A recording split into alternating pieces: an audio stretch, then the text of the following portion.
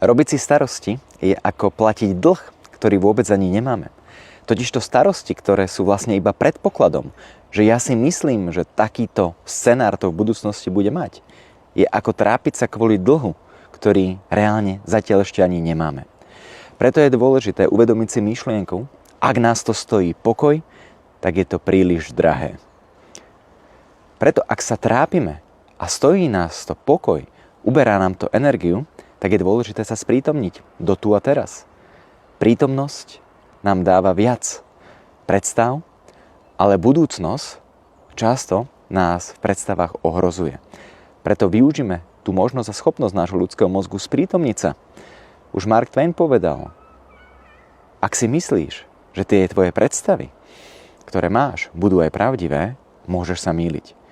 A sprizvukoval, že v živote som zažil veľa nepríjemných vecí, ale iba niektoré z nich sa stali. Väčšinu z nich som si iba v mysli vytvoril. Takže prestaňte splácať dlhy, ktoré ešte ani nemáte. Ak vás to stojí veľa, tak je to drahé.